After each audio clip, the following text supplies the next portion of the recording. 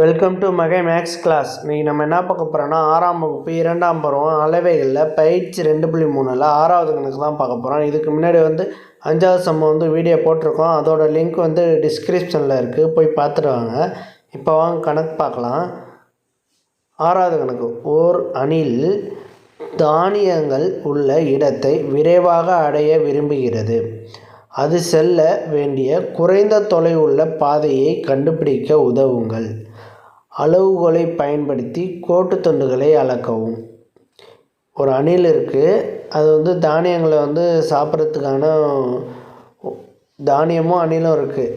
இந்த மாதிரி ஒரு வழி கொடுத்துட்டாங்க. இந்த வழியில் போய் தான் அதை தானியத்தை சாப்பிட்ணும். இதில் எது ஷார்ட்டஸ்ட் டிஸ்டன்ஸாக இருக்குன்னு பார்க்கணும்.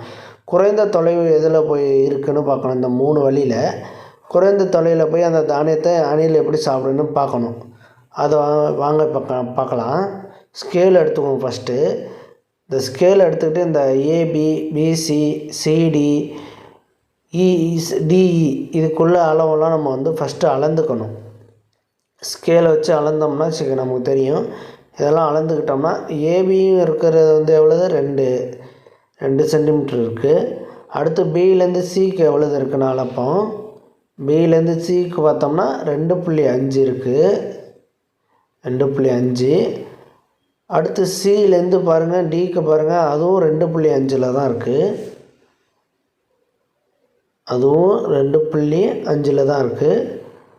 அடுத்து பாருங்கள், டியிலேருந்து ஈக்கு பாருங்கள் 2.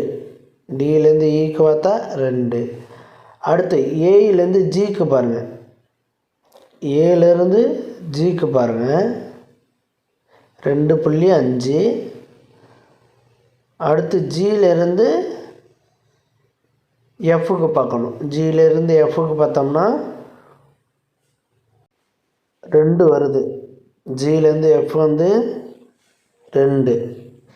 அப்புறம் எஃப்லேருந்து இங்கே இந்த புள்ளிக்கு வர்றது எத்தனை? 1.5 கிட்ட வருது. இதுலேருந்து வரும்போது 1.5 இருக்குது.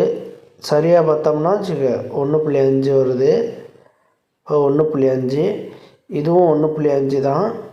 2 ஈக்குவலான டிஸ்டன்ஸ் தான். அடுத்து இதை பாருங்கள்.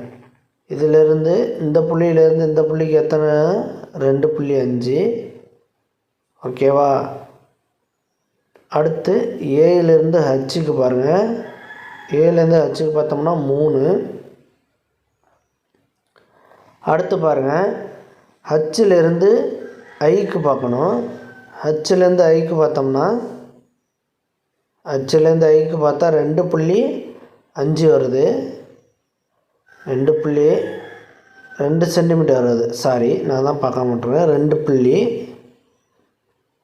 இந்த 2 புள்ளிக்கு இடையில எவ்வளோ இருக்குது? 1 சென்டிமீட்டர் இருக்குது. அடுத்தது இந்த 2 புள்ளிக்கு இடையில எவ்வளோ இருக்குது?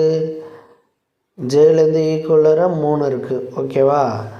இப்போ இது எல்லாத்தையும் கூட்டினோம்னா நமக்கு ஆன்சர் கிடைக்கும். இந்த புள்ளி கொடுக்கவே இல்லை. இந்த புள்ளிக்கு நம்ம கேன்னு கொடுத்துக்குவோம். இந்த புள்ளிக்கு கேன்னு பேர் கொடுத்துக்குவோம். இப்போ இந்த லைனை நம்ம போட்டாச்சு. இப்போ இந்த லைனை எடுத்து எழுதிக்குவோம். இந்த லைனை ஒவ்வொரு வழியையும் எடுத்து எழுதிக்குவோம். ஃபஸ்ட்டு வழின்னு போட்டுக்குவோங்க. வழி ஃபஸ்ட்டு வழி என்னன்னா ஏலேருந்து பி.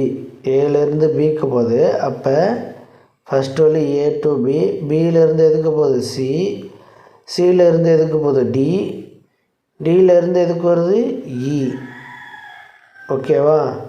இப்போ இது ஒரு வழி ஏபிசிடிஇ அப்படியே வந்துடுது. அப்போ இதோட தொலைவு தான் நம்ம ஸ்கேலை வச்சு அளந்து வச்சுருக்கோம்ல, அதை எல்லாத்தையும் எடுத்து எழுத வேண்டியதான். ஏலேருந்து பிக்கு போகிறது எவ்வளவு? 2 சென்டிமீட்டர். பியிலேருந்து சிக்கு போகிறது 2.5 சென்டிமீட்டர். சியிலேருந்து டிக்கு போகிறது 2.5 சென்டிமீட்டர். டியிலேருந்து ஈக்கு போகிறது 2 சென்டிமீட்டர். 2 சென்டிமீட்டர். இது எல்லாத்தையும் கூட்டினோம்னா நமக்கு ஆன்சர் கிடைக்கும். 2 2 4, 2.5 2.5 5, மொத்தம் 9. அடுத்து பாருங்கள், 2வது வழி.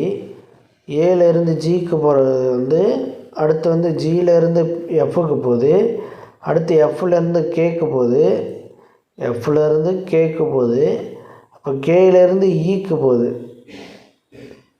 போகுது, அப்போ இதோட டிஸ்டன்ஸ் எப்படி இருக்கும்? 2.5 1.5 ப்ளஸ் 1.5 ப்ளஸ் 2.5. இது எல்லாத்தையும் கூட்டினோன்னா நமக்கு வந்து 8 கிடைக்கும். 5 5 3 8 வரும், 8. அடுத்தது ஒரு வழி இருக்குது பாருங்கள். ஏலேருந்து ஹச்சுக்கு போகிறது எவ்வளோ, அப்புறம் ஹச்சிலேருந்து ஐக்கு போகுது, ஐலேருந்து ஜேக்கு போகுது. ஏலேருந்து ஹச்சுக்கு வருது, அப்புறம் ஹச்சிலேருந்து ஐக்கு போகுது, ஐலேருந்து ஜேக்கு வருது, ஐலேருந்து ஜேக்கு, ஜேலேருந்து ஈக்கு போகுது.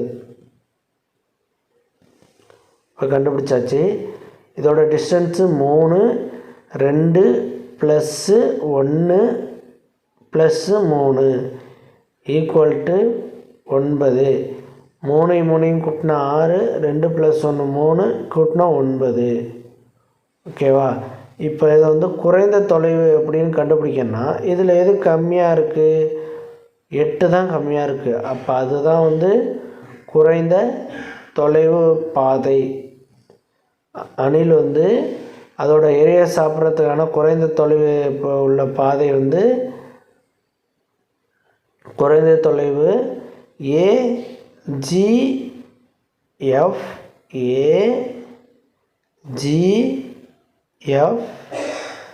KE. இதுதான் குறைந்த தொலைவுக்கு போகிறது. அது வந்து 8. இந்த வழி தான் வந்து நமக்கு வந்து அணில் வந்து மிக விரைவாக போய் வந்து இரையை சாப்பிட்றதுக்கு வழி. டிக் பண்ணியிருக்கிறது தான் வழி. அவ்வளோதான் இந்த கணக்கு. இந்த வீடியோ பிடிச்சிருந்தால் லைக் பண்ணுங்கள், ஷேர் பண்ணுங்கள், சப்ஸ்கிரைப் பண்ணுங்கள், அந்த பெல் பட்டனையும் கிளிக் பண்ணுங்கள். அப்போ தான் நம்ம போடுற வீடியோ உடனுக்குடன்